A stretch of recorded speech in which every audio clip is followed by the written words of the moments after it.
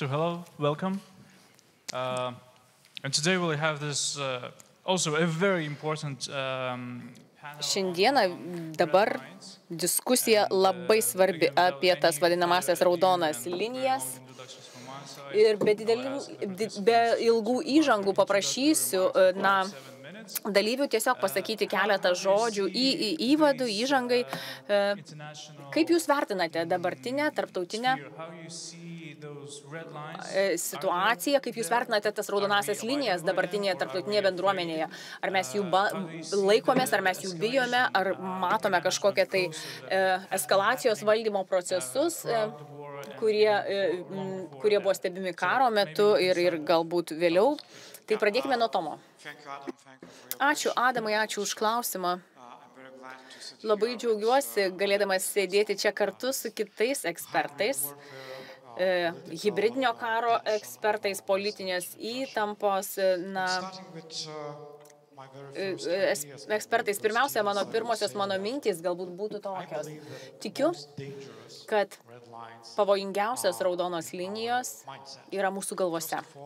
Visų pirma, viskas priklauso nuo mūsų.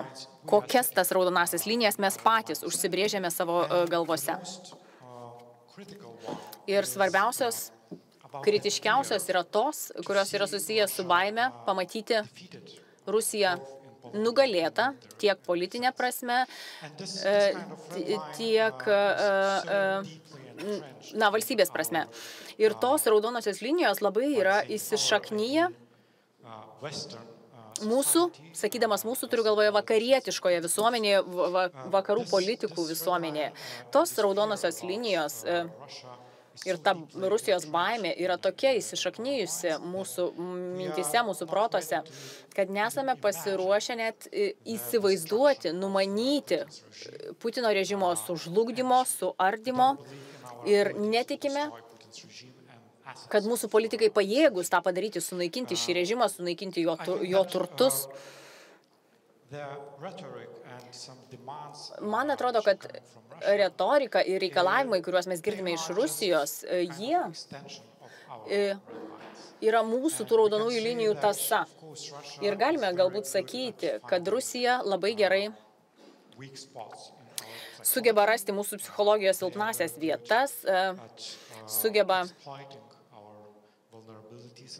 išnaudoti mūsų pažeidžiamumą, mūsų psichologinę prasme visų pirma. Ir bando sumenkinti mūsų visuomenės, jas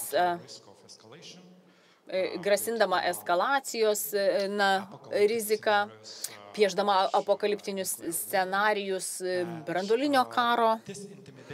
Ir visa tai priverčia mūsų sprendimus priimančius asmenis tas raudonasias linijas išplėsti,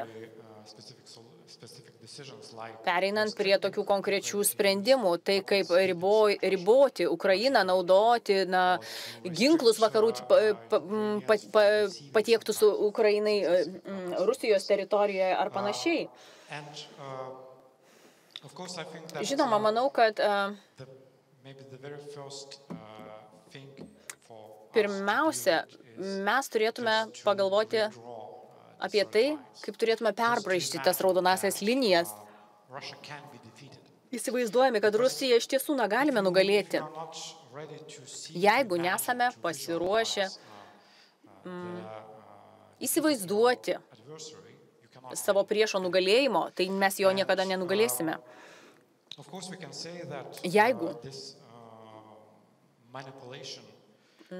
galima žinoma sakyti, kad tos manipulacijos iš Rusijos pusės, grasinant branduoliniu karu, tai yra viena pagrindinių priežasčių, kodėl didelė vakarų pasaulio dalis netiki, kad galime laimėti prieš Rusiją, kadangi tai yra branduolinė galia. Tačiau branduolinis scenarijus, mano nuomonė, yra labai tolimas. Yra daugybė būdų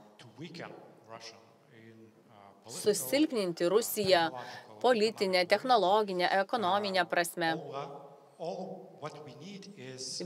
Viskas, ko mums reikia, tai daugiau drąsos pasinaudoti tomis priemonėmis, kurias mes turime, pradedant nuo visų tų ekonominių sankcijų, išlygų, kurios leidžia vakarų bendrovėms toliau vykdyti veiklą su Rusija.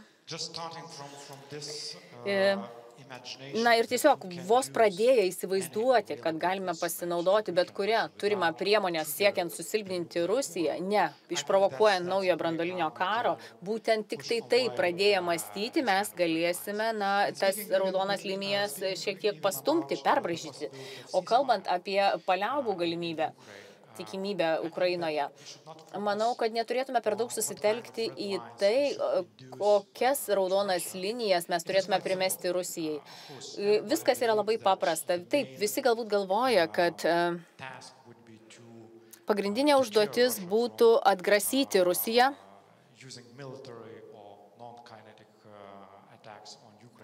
nesiimti kažkokių tai karinių ar kitų puolamųjų operacijų Rusijoje, tačiau daug svarbiau yra apsispręsti dėl to, kokias pasekmes mes galime primesti Rusijai, jeigu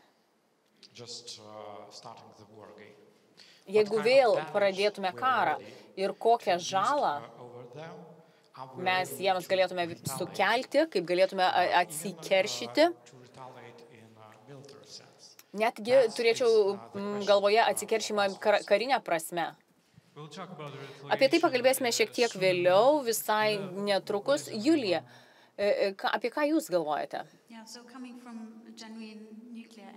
Visiškai iš branduolinės perspektyvos. Galbūt ne visiškai, nesakyčiau, kad nesutinku su tuo, ką jūs paminėjote, bet man atrodo, kad labai žavu tokias diskusijas rengti, kuriuose galime aptarti įvairius klausimus. Mane labiau neramina tas branduolinis šios situacijos kampas. Galbūt pradėsiu pirmiausia nuo tokių teoretinių labiau pasvarstymų.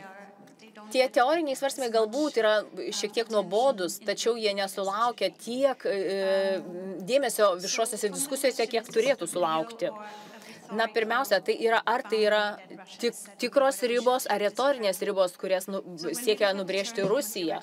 Kalbant apie atgrasymą teorinių požymių, tai ką mes matome dabar, tai matome tokios branduolinio atgrasymo tą aspektą, kuris atrodo visuomet gali baigtis dviem alternatyvom. Ar du racionalūs veikėjai veikiantys, nors Rusija visiškai nėra racionali, tai tas branduolinis atgrasymas tai yra visuomet yra tokia dvipusė moneta, nėra visuomet taip ar ne, ir niekuomet negalite būti tikri, kad tikrai nieko nenutiks.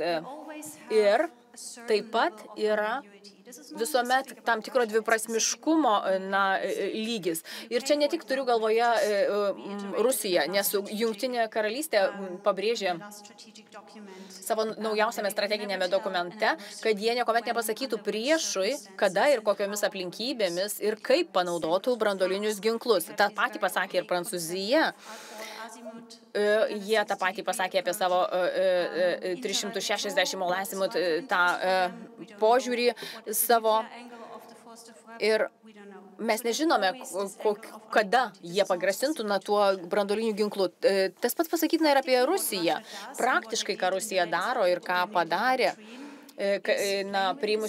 patvirtinusi savo karinę doktriną, tai yra, jie žaidžia su tuo dviprasmiškumu, pakeitė tą savoką, kurią jie buvo apibrėžę 2020 metais, kad kai kyla grėsmė jų valstybės išgyvenimui, kad jie gali imtis grasinti branduoliniu ginklu.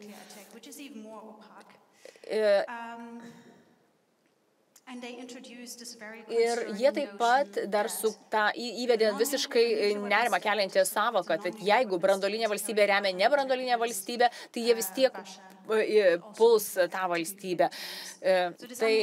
Tai tas dviprasmiškumas savaime galbūt nėra konkrečiai susijęs su Rusija, bet vis tiek turime atsižvelgti į kontekstą, svarstydami šios dalykus.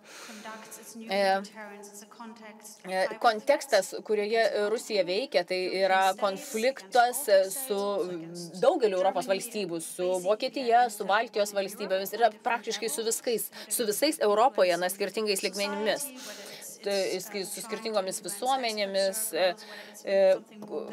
ekspertais ir panašiai. per dezinformacijos atakas. Tuo pat metu jie pasitelkia ir tas tradicinės branduolinės grėsmės, tą pilkąją zoną, grėsmės, kurios įvardėjamos kaip branduolinėmis,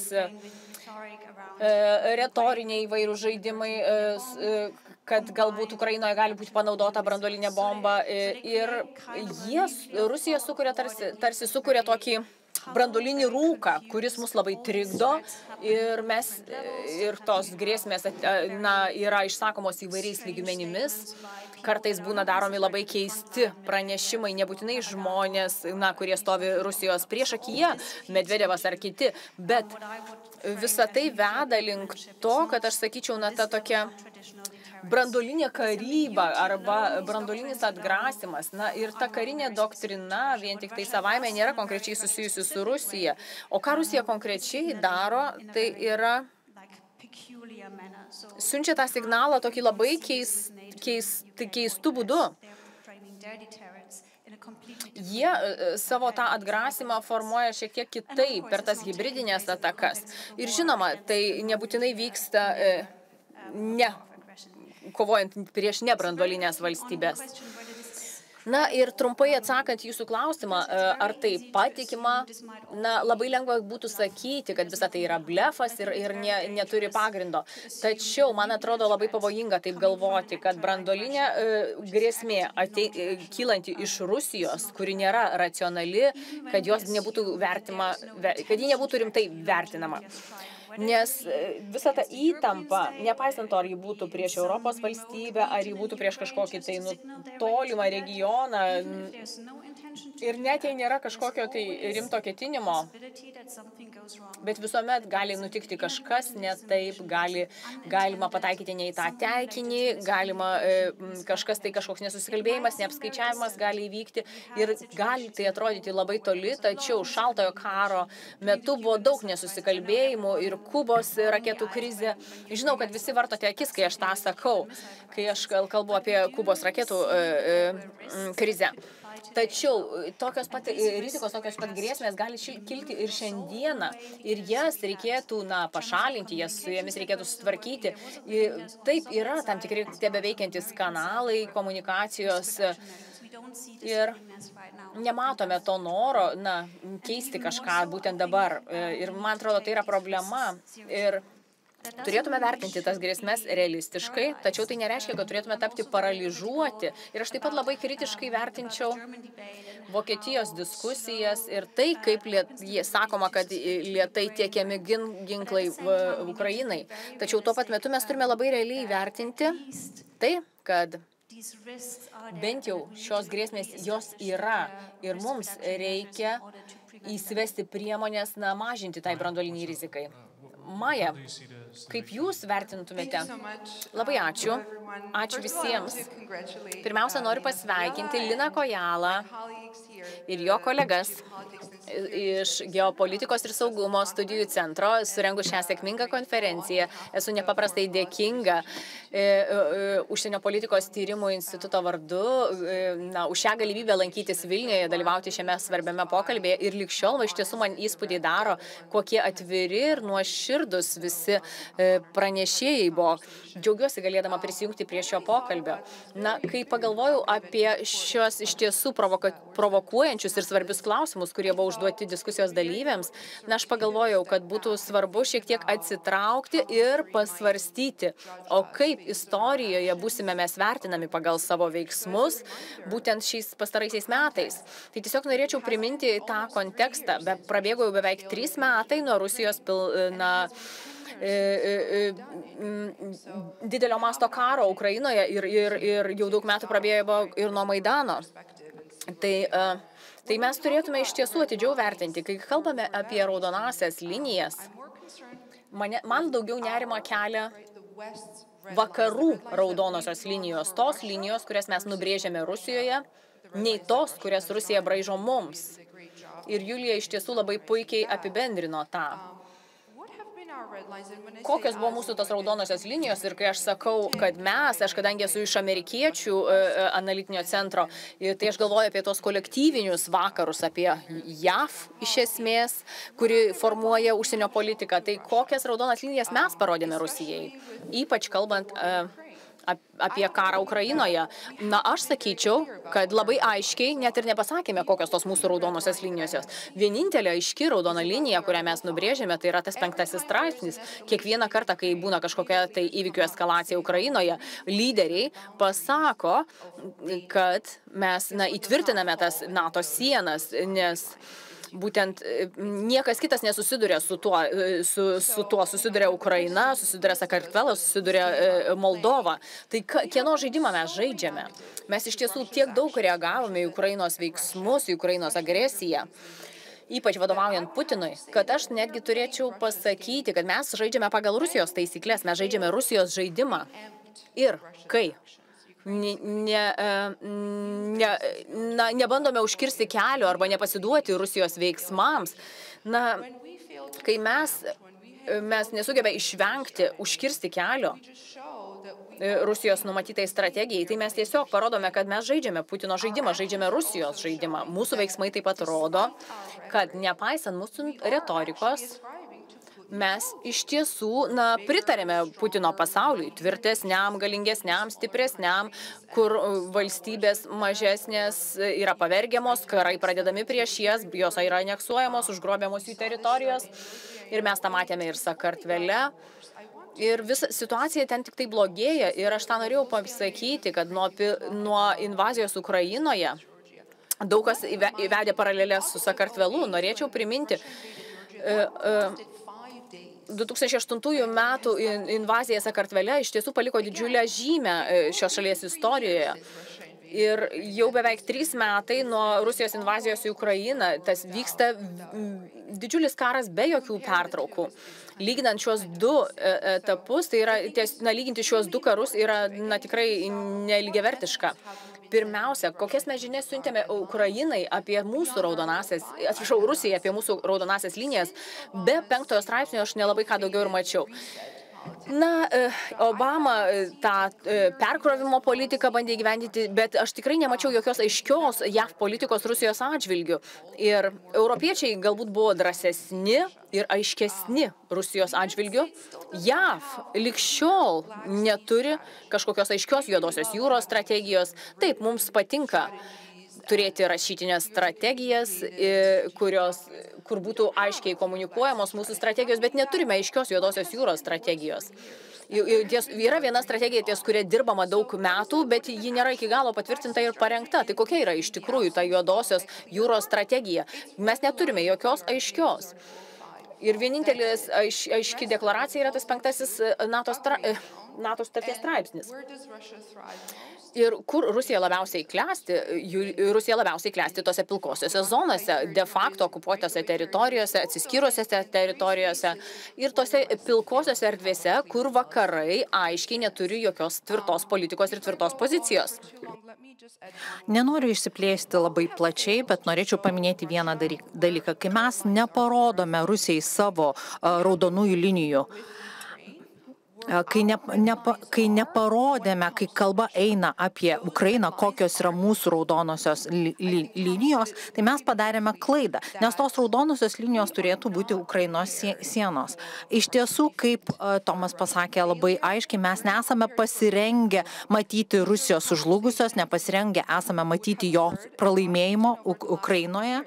Per paskutinius 3 metus tą žinutę labai aiškiai girdėjome Vašingtone. Mes liepiame Ukrainai nesmūgiuoti tolimojo nuotolio raketomis, tai yra nesmūgiuoti to gilyn į Rusiją. Mes prašome jų nedestabilizuoti Rusijos. Mes vis dar norime, kad Rusija būtų efektyvi energijos išteklių eksportuotojų. Tai Ir tai nepaslaptis. Vašingtone vyksta labai daug pokalbių, kaip tas karas galėtų baigtis. Arba kaip reikėtų karą baigti, bet taip, kad nesužlugtų Putino režimas. Kaip galima užtikrinti būtų Ukrainos pergalę, iš esmės nežlungant Rusijai. Tai yra juokingi pokalbiai.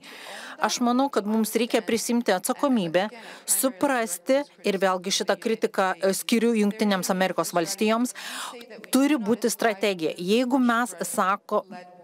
Jeigu mes nenorime laikytis Rusijos raudonųjų linijų, Rusijos pasaulėžiūros, tuomet turime tą parodyti. Trumpa pastaba mūsų auditorijos dalyviams, jūs vis dar galite užduoti klausimą Slido programėlėje, nuskanuokite QR kodą ir atsiųskite mums klausimus, jie yra labai svarbus. Tomai, žodis jums, norėčiau išsiplėsti truputį, ką pasakė kolegos ir galbūt pradėti debatus su Julija dėl skirtingų scenarijų, kaip vakarai vertina tas grėsmes iš Rusijos. Taip. Pasižiūrėkime, kad pati Rusija labai nenuosekliai kalba apie matomas, vertinamas rizikas, kaip vertina naujų ginklų tiekimą Ukrainai, kokiais atsakomaisiais veiksmais grasina Ukrainai panaudojus ilgojo nuotolio raketas. Mes matome, kad pati Rusija keičia savo atsaką, savo diskursą. Tas lankstumas rodo, jog ir Rusija neturi aiškių raudonųjų linijų.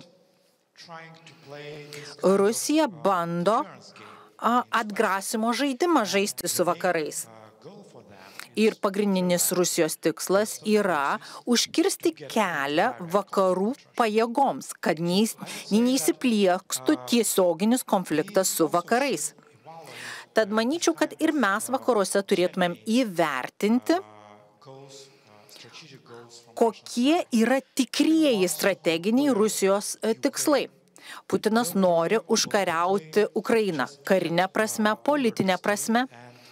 Jis nori sužlugdyti šią valstybę.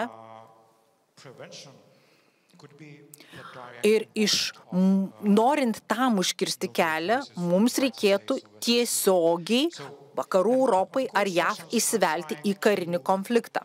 Žinoma, Rusija bando tokio konflikto kainą didinti potencialią. Būtent todėl kalba apie branduolinės eskalacijos grėsmę. Tokiu būdu Rusija bando išvengti to scenarijaus, kai vakarų pajėgos įsijungs į konfliktą Ukrainai apsaugoti. Kol kas Rusijai tas atgrasimas sekasi. Aš sutinku, kad mes neturėtumėm atmesti galimybės, jog ta branduolinė eskalacija gali įvykti. Ir tai tikrai gali būti, kol Rusija turi branduolinį ginklą ir turi branduolinio ginklo panaudojimo doktriną. Taip, šį scenarijų reikėtų vertinti labai rimtai.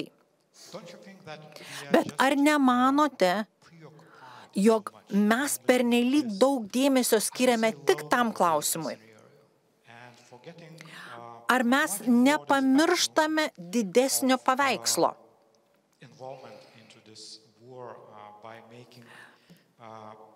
Ar mes galėtumėm iš tiesų daug stipriau reaguoti į Rusijos invaziją Ukrainoje?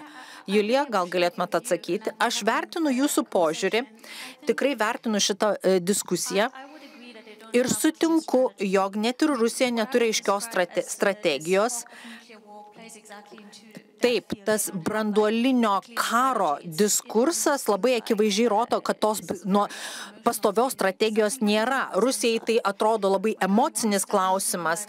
Kažkas, ką paskelbia vakarai, Rusija reaguoja. Sakykime, jeigu atsiranda nauja grėsmė, Rusijos pusėje atsiranda nauja raketa. Ir man labai įdomu su jumis padiskutuoti šiuo klausimu. Prasidėjus invazijai, mane kvietė labai kalbėti žiniasklaidą dažnai.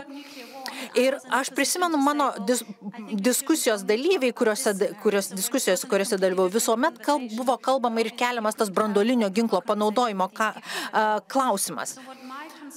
Man rūpesti kelia, ir aš čia dar gal ir referuoju ir į tai, kas vyksta Sirijoje, aš labai bijau, kad, pavyzdžiui, jeigu Rusija būtų labai stipriai spaudžiama, Rusija galėtų nedidelio masto, nedidelės apimties branduolinį ginklą panaudoti Ukrainoje. Mane tai gazdina tikrai labai, aš tokio scenarijaus neatmesčiau, nes jeigu, pavyzdžiui, konvencinis, tradicinis ginkluotė nebeveiktų, galbūt Rusija galėtų panaudoti mažesnį branduolinį ginklą.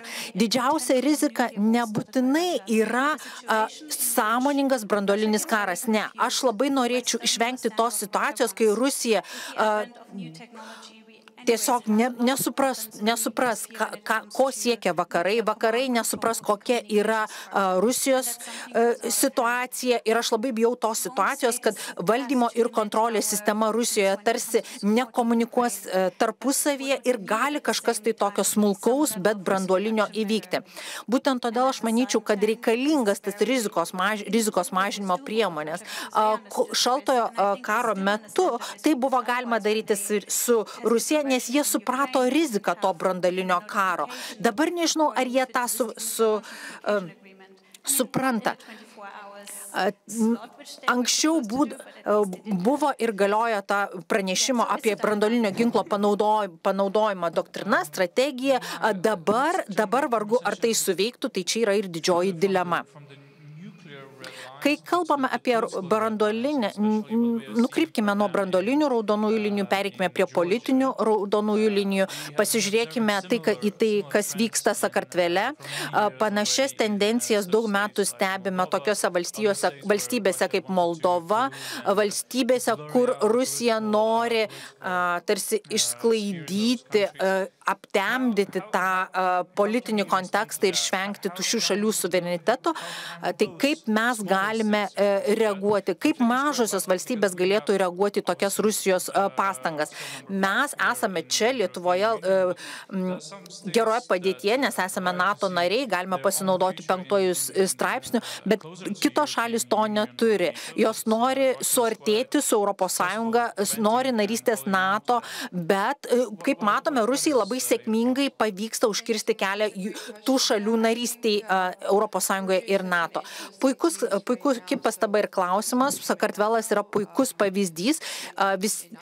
Visi, kas nežinote, spalio mėnesį valdžia, kuri buvo valdžioje 12 metų ir kuriai vadovauja iš esmės Rusijos oligarchas, pavogė parlamento rinkimus ir paskui po tų rinkimų naujo išrinkta valdžia pareiškė, kad sustabdys visus ES narystės ir dėrybų procesus.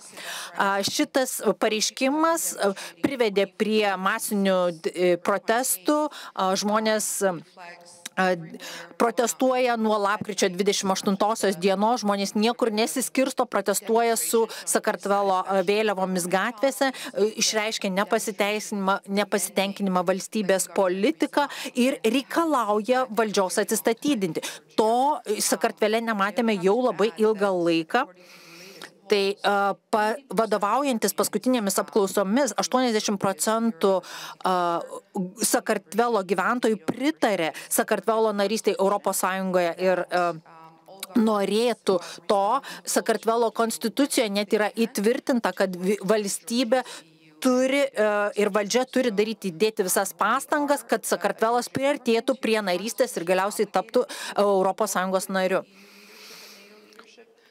Taigi, pagal konstituciją Sakartvelo valdžia privalo kalbėti su ES ir NATO ir vesti šalį į narystę šiuose dviejose organizacijose. Sakartvelo visuomenė yra, mano nuomonė, pro-europietiška visuomenė, kuri nori šito kelio, dėja valdžia esanti Sakartvele vis labiau artėja prie Rusijos ir jeigu taip ir toliau, Rusija vėlgi vadovaus šitai šaliai. Valdžios galva yra Rusijos oligarchas, vadovavęs valstybei paskutinius 12 metų. Sakartvele matome labai aiškiai oligarchinę valdžią veikiančią Rusijos valdžios interesams. Ir visuomenė, ir valdžia yra visiškai susipriešinę, nes visuomenė nori proeuropietiškos krypties. Įdomu tai, kad nuo Sakartvelo nepriklausomybės 1991 metais Europa ir JAV apjungė jėgas, kad skatintų šios šalies, šios visuomenės demokratiškumą ir proeuropietišką kryptį. Tai kyla klausimas, kaip būtų galima tą visuomenę palaikyti. Iki šiol autoritarinės Sakartvelo valdžios tendencijos nebuvo pažabotos, Europa nesugebėjo įvesti sankcijų. Matome, jog vakarai sėkmingai nepasinaudojo savo svertų, kurį galėjo turėti prieš šitą valstybę. Taip, Europos Sąjunga sustabdė dėrybas dėl narystės Europos Sąjungoje, JAV įvedė kai kurias sankcijas, bet kur tai palieka Sakartvelo visuomenę? Ką jiems daryti? Valdžia naudojasi riaušių policija, žmonės yra areštuojami gatvėse, sulaikomi, mes žiūrime į naują Maidaną. Žmonės žiūri, Sakartvelo visuomenė žiūri į vakarus, laukia paramos. Tai klausimas kyla, kokie yra įrankiai, ką mes galime jiems vakarai pasiūlyti ir atsakymo aiškaus nėra. Tai manau, kad ta situacija Sakartvele bus įdomu stebėti. Rusija čia žaidžia tą vadinamą ilgai žaidimą, ilgalaikį žaidimą ir labai sėkmingai, sakyčiau. Valdžia naudoja labai rusiškas, mano nuomonė, išbandytas technikas visuomeniai kontroliuoti. Ačiū labai. Turime daug klausimų iš auditorijos. Tomai, norėčiau pradėti nuo jūsų. Turime įdomų klausimą. Kaip galime panaudoti raudonasias linijas, jog Rusija pereitų nuo puolimo prie reakcijos. Tai kaip galėtumėm priversti Rusiją reaguoti į mūsų raudonasias linijas, o ne atvirkščiai. Pradėkime nuo paprasto dalyko. Rusija yra puolamoji jėga. Rusija pirmoji žengia žingsnį pulti ir natūralu, jog vakarai reaguoja. Deja, ta reakcija, mūsų sprendimai reaguoti, vis tiek iš esmės priklauso nuo mūsų požiūrio. Net ir geri sprendimai dėl sankcijų Rusijai, pavyzdžiui, ribojimai parduoti naftą, dujas Europos Sąjungai, nebuvo pakankami šitiems santykiams, šitai dinamikai pakeisti. Mes vis dar galvoje tikime, kad turėtumėm ginti ir turėtumėm laikyti savo vertybių, saugoti Ukrainą, ginti ją, bet ne pulti Rusiją. Mes vis dar manome, kad negalime peržengti Rusijos raudonųjų linijų. Negalime tiesioginė to žodžio prasme kirsti sienos su Rusija, negalime atakuoti Rusijos taikinius Rusijos gilumoje ilgojo nuotolio raketomis. Mes vis dar esame užėmę tą gynybinę poziciją. Tokiu būdu santykių dinamika nesikeis ir Rusija nepatirs jokios žalos. Ir Putino režimas nepatirs jokios žalos. Kol kas Putino režimas pakankamai gerai kontroliuoja Rusijos ekonomikai padaromą žalą, kariniai pramoniai, kariniams pajėgumams daromą žalą. Tad mums iš tiesų reikia to tokio kitokio inovatyvaus požiūrio, kaip tą santykių dinamiką keisti. Trumpas tada klausimas papildomas. Ar įmanoma persitvarkyti? Ar įmanoma pasiekti tokios situacijos, kad Rusija būtų priversta reaguoti į tai, kas vyksta? Nes jūs, Tomai, sakote, nes Julija kalbėjo apie rizikos valdymą, kalbėjo apie tai, kad vakarai turėtų paskaičiuoti, ką Rusija galėtų daryti ir apriboti gal Rusijos veiksmus, ką jie galėtų reaguodami daryti. Aš manau, kad mes galime padaryti didelę žalą Rusijai ekonominė prasme savo sankcijomis, net jeigu mums pavyktų padaryti pakankamai reikšmingą žalą Rusijos ekonomikai, visko gali būti, ko to nepakaks ir Putino režimas ir toliau liks valdžioje. Manau, kad čia žaidžiame kelis skirtingus žaidimus. Vakaruose žaidžiame tą vadinamai minkštąjį sankcijų žaidimą. Mes net save ribojame, mes neleidžiame savo daryti daugiau. Mes neleidžiame savo imtis hibridinio karo. Tuo tarpu Rusija labai sėkmingai taiko hibridinės karo priemonės ir labai sėkmingai kovoja prieš mus, pradedant kibernetinėmis atakomis, psichologinėmis kampanijomis, sabotažo veiksmais. Rusija naudoja visą visą spektrą pilkosios zonos ginklų. Julija, dar vienas klausimas jums. Įsivaizduokime situaciją, jog Ukraina bus pakviesta tapti NATO nare. Kaip tai galėtų įvykti, kaip Rusija galėtų reaguoti į šitokią galimą potencialią riziką, jog Ukraina bus pakviesta tapti NATO nare. Nes Rusija deklaruoja, kad viena iš priežasčių, dėl kurių buvo pulta Ukraina, buvo noras užkirsti kelią Ukrainos narystei NATO. Na, galbūt aš dar trumpai pasakyčiau keletą dalykų dėl buvusių klausimų. Noriu trumpai pastebėti. Na, viena vertus, vienas elementas, kuris galbūt nepapuolė į tą reagavimo ir veikimo ratą, tai yra NATO. Ir NATO iš tiesų labai sustiprino savo konvencinį atgrasimo pajėgumą ir tą branduolinę poziciją, kuri buvo iki 2022 metų, buvo visiškai kitokia. Ir man atrodo, tai vienas iš tokių stiprybės signalų, kuris atskiria tą konvencinės karybos sferą nuo nekonvencinės karybos. Ir man atrodo, tai, kad NATO turi būtent tą branduolinę atgrasimo galią.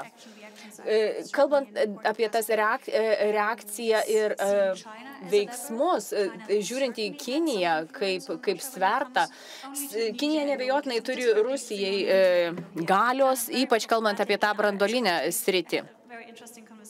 Mes iš tiesų vakarienės metu turėjome labai įdomų pokalbį. Neturėtume pamiršti, kad Kinijos nedomina branduolinis karas. Juos domina Europa, su kuria jie nori prekiauti. Ir jų nedomina branduolinis karas. Tai tokia viena mintis. Kalbant apie kitą klausimą, neturiu konkretaus atsakymo. Iš tiesų, aš norėjau paklausti jūsų, Maja, kaip jūs vertinate, jeigu Ukraina būtų NATO nare, ar Rusija nukreiptų savo agresiją prieš Moldovą ir Sakartvelą? Mes, ko gero, jeigu veiktų kažkokį veikimą hibridinėje sferoje, neabejotinai matytume tą linkme. Ir man atrodo, tai būtų didžiulė provokacija. Negalėčiau įsivaizduoti, kad tai praeitų be pasiekmių. Aš, žinoma, neturiu krištolinio rutulio ir nežinau, kas bus ateityje, bet man atrodo, matysime didesnę hibridinius, aktyvesnius hibridinius veiksmus tiek Sakartvele, tiek Moldovoje. Galbūt jūs galite pasakyti, kaip jūs tai vertinate. Aš labai kritiškai vertinu Kinijos interesus regione ir vieną dalyką svarbu pasakyti, kad, Kinija, ko gero, nori, kad šis karas baigtųsi ir ką rekomenduočiau, tai paskutinėje vietoje kviesti Kiniją į taikos dėrybas, bet man atrodo, nematau pakankamai apetito, pakankamai ketinimų ar norų iš Vašingtono pabaigti šį karą. Ir kūrybiškai pažvelgti į tas dėrybas dėl taikos. Net jeigu į tas dėrybas tektų įtraukti Kiniją arba pasinaudoti netiesiogiai Kinijos sverto prieš Rusiją, kad priverstume juos sėsti prie dėrybų stalo. Tačiau, jeigu Ukraina būtų NATO sudėtyje, ar kiltų grėsmė Sakartvelui ir Moldovai, be abejonės, žinoma. Tačiau, kas įdomu, kad šiuo metu, ar bent jau pastaruosius 12 metų, Rusijai nereikėjo įsiveržti į Sakartvelą. Jie jau užgrobė Sakartvelo ekonomiką, politinę erdvę. Rusija puikiai prekiauja, turi tiesioginius skrydžius su Sakartvelu, sienos yra atviros, rusai randa prieglobstį Sakartvele ir kas juokinga iš tiesų pastebėti, kad vakarams visą tai atrodo, kad oficialių diplomatinių santykių nėra tarp Sakartvelo ir Rusijos, tačiau yra ten bevizis režimas, yra tiesioginiai skrydžiai į Maskvą. Tai praktiškai Sakartvelas tarnauja kaip iš tiesų vasalas Rusijos. Tai jeigu yra ženklų, kad Sakartvelas pasuks Moldovos kryptimi, o Moldova iš tiesų nepaprastai daug žadanti valstybė demokratizacijos prasme, tai nebejotinai taip. Tai įkaitins, žinoma, situaciją Rusijos okupuotose teritorijose, nebejotinai. Ir tiek Sakartvelas, tiek Moldova, tiek Sakartvelo ir Moldovos žmonės yra nepaprastai susirūpinę Rusijos grėsmėmis, tiek hibridinėmis, tiek fizinėmis. Ir man būtų sunku įsivaizduoti, kad Ukraina galėtų įstoti į NATO be Moldovos. Nes, man atrodo, Sakartvelas yra labai pavojingoje situacijoje, tačiau Moldova jau yra padariusi visus savo namų darbus ir tikrai nusipelnė vietos Europos šalių šeimoje. Tikrai labai įdomus pokalbis, tačiau dėja baigėsi mūsų laikas. Labai dėkoju Jums ir padėkokime mūsų visiems pranešėjams.